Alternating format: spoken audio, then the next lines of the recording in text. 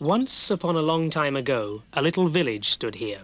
It still stands here, if you look for it very carefully indeed, for the big bad city has almost swallowed it whole. And the name of our little village was Cottingley.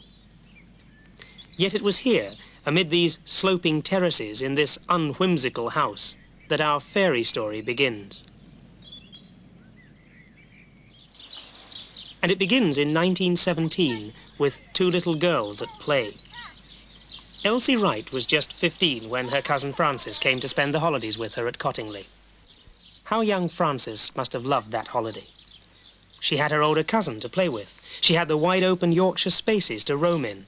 And most of all, down at the bottom of Cousin Elsie's garden, she had the river, what these northern folk called the beck.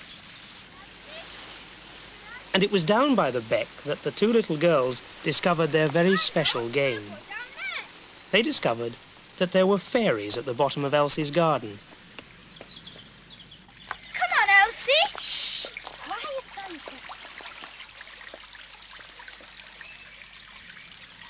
Every tea time, Elsie and Frances would bustle in with tales of fairies and gnomes, little people who would appear and disappear at will, but always and only when the two little girls were alone.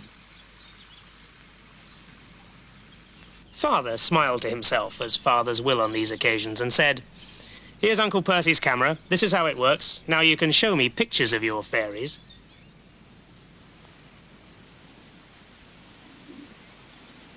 Oh, hurry up, Frances. Oh, hang on, you're going much too fast. As firm fairy believers, Elsie and Frances set off for the Bluebell Wood, their favourite fairy place. Here the fairies and their gnomes would materialise for them and for Father's camera. All right, then. A little bit to the left now. A little more. Steady now. Hold it.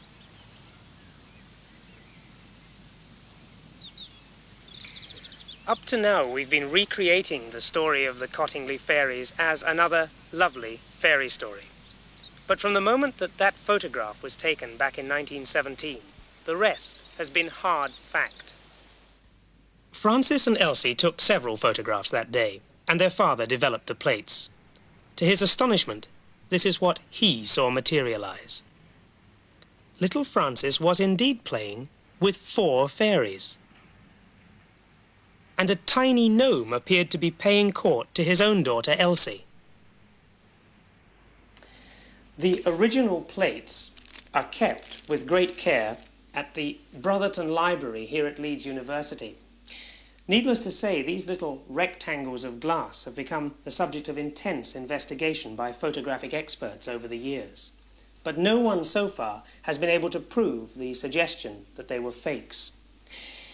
In fact, the first photographic expert who looked at them said this: "These negatives are entirely genuine, unfaked photographs of single exposure. Open-air work, they show movement in the fairy figures, and there is no trace whatever of studio work involving card or paper models, dark backgrounds, painted figures, etc.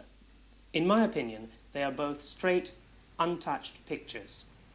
This was a mystery, and mystic to boot. So what more could you want to make the story complete but a real-life maker and solver of the most intricate mysteries? Arthur Conan Doyle, creator of Sherlock Holmes, took up the fantasy of the Cottingley fairies. He gave the girls a second, more sophisticated camera and some photographic plates he'd secretly marked to avoid duplication. Right. And to everyone's further amazement, they did it again, 3 times. Frances appeared, admiring a floating fairy. Elsie appeared, looking benignly upon a further fairy. And, as the fantasy grew dimmer, the fairies appeared to be dematerialising in a summer sunbath. The publicity, particularly after Conan Doyle's investigations, was enormous. For though everyone suspected forgery, no one could prove it, nor could anyone believe the young girls capable of it. And anyway, who knows? If you did believe in fairies, well, they just might appear, and all those sceptical experts had made it quite professionally clear that they certainly didn't. There can only be 2 people today who really know the truth, Elsie and Frances. And this is Elsie, returning to the Bluebell Wood 60 years after the little girl she once was skipped and danced and played with Uncle Percy's camera here. Looking at her bright eyes, rosy cheeks and 1920 joie de vivre, you're almost convinced that the fairies have had a special care of her, even in her 75th year. Elsie, what did you see here all those years ago? Well, this was the place where I saw the gnome. And I was sat I'm sure it was just around here, and Francis was there with the camera. And the gnome came from round that tree there and came up to me, and I thought it was going to touch me, and I put my hand out, but it sort of gradually melted, and that was it. They were like that. They sort of came and then sort of disappeared. What did the gnomes look like, in fact? How would you describe them? They're very much like the ones you see in the fairy tale books, you know, with the little pointed hat, and he seemed to have some pipes in his hand, like, you know, like the pipes of Pan. What sort of colours were the fairies that you saw? We never heard any music from the pipes. Sort of pastel. The fairies were pastel shades. He was, I think, in the 2 shades of green, light green and very dark green, sort of bottle green.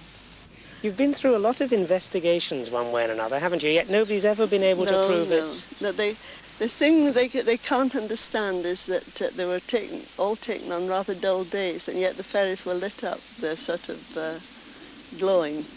They said they were luminous, the Kodak man said, and they were moving. And then because I was quite good drawing and painting in school, and I'd been to the art school, people said I must have drawn and painted them myself and cut them out and put them in the grass. But they enlarged them all to the size of half a house nearly, looking for brush marks and paint marks to see if they could see any trace of artwork on them, and they couldn't find that. The charm and mystery of the Cottingley fairies has never faded away.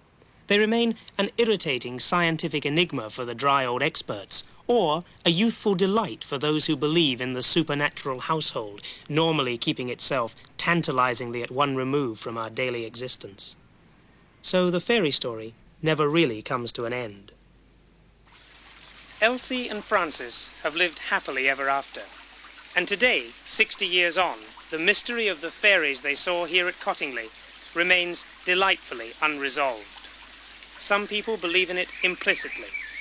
Others say it's nonsense. But the lovely thing about this fairy story is that no one can ever be quite sure. Good night.